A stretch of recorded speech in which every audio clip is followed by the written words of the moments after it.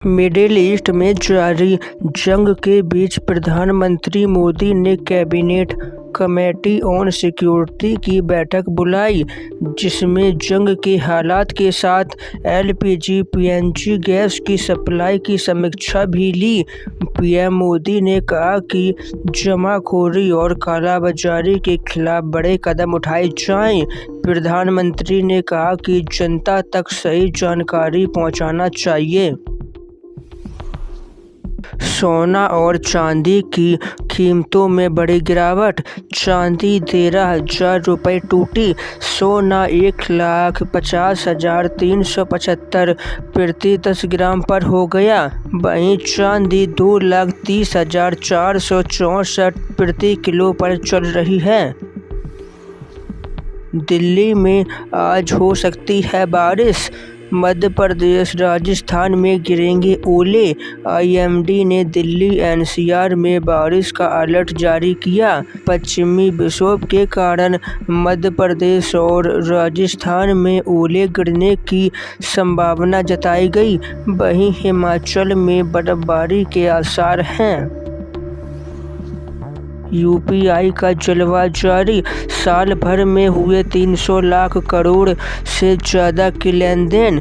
वर्तमान में इसकी लोकप्रियता इतनी ज़्यादा है कि हर दिन औसतन 1 लाख करोड़ रुपए का ट्रांजैक्शन हो रहा है, जो देश की अर्थव्यवस्था में यूपीआई की मजबूती पकड़ को दर्शाता है।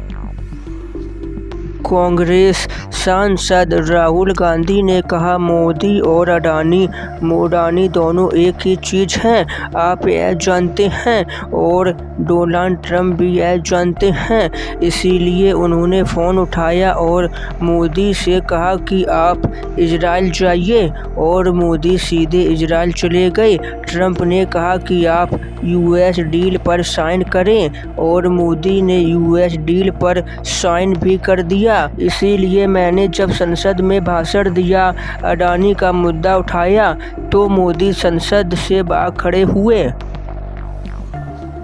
पश्चिम बंगाल के आसनसोल में 15 लाख रुपए से ज़्यादा कैश जब्त। गाड़ियों की चेकिंग के दौरान मिला कैश।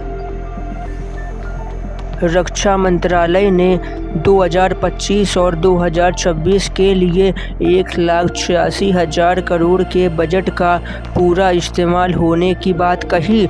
कहा, आधुनिक उपकरणों की खरीद के लिए हुई डील। अखिलेश यादव का सीएम योगी पर निशाना।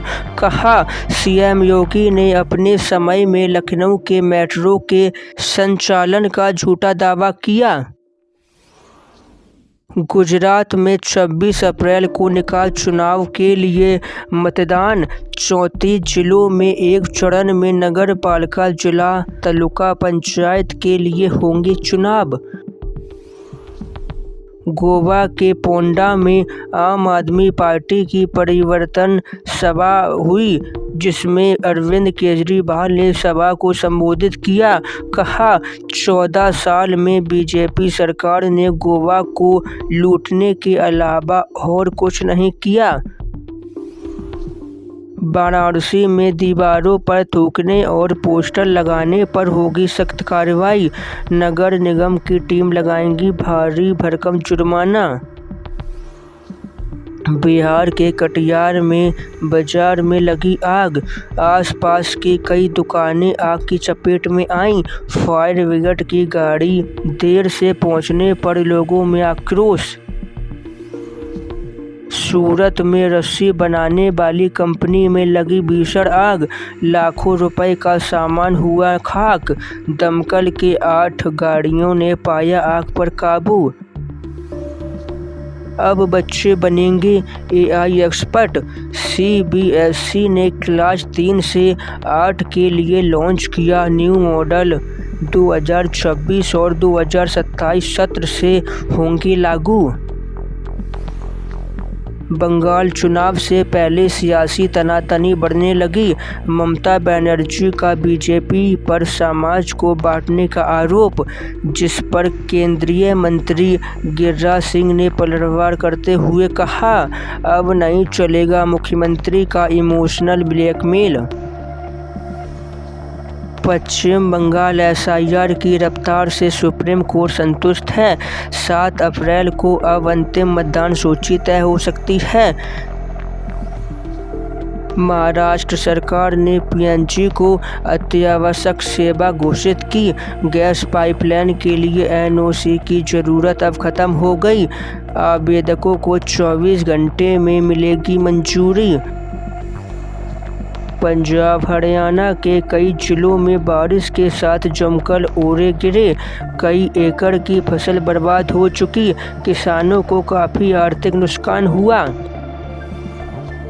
कोलकाता पश्चिम बंगाल में केंद्रीय गृह मंत्री अमित शाह ने कहा, पूरा बंगाल ममता बनर्जी की विदाई के लिए तैयार है। तो केरल में रैली को संबोधित करते हुए रक्षा मंत्री राजनाथ सिंह ने कहा, कांग्रेस कुर्सी के लिए देश को भी बेच सकती है। अखिलेश यादव ने पश्चिम बंगाल को लेकर बड़ा बयान दिया। उन्होंने कहा, भाजपा बंगाल में बुरी तरह हारने जा रही है और उसकी स्थिति दिन प्रतिदिन कमजोर होती जा रही है। भाजपा अब सम्मानजनक हार के लिए खुद को तैयार कर रही है। पश्चिम बंगाल की मुख्यमंत्री ममता बनर्जी ने एक बार फिर बीजेपी पर हमला बोला। ममता ने कहा, इस बार बंगाल में बड़ा खेला होगा और बीजेपी को ऐसा हराना है कि वो दोबारा खड़ी ना हो पाए। तो दोस्तों, आज की खबरों को यहीं समाप्त करते हैं। हम आपसे कल फिर मिलेंगे। जब तक आप वीडियो को लाइक, चैनल को सब्सक्राइब कर देना। धन्यवाद।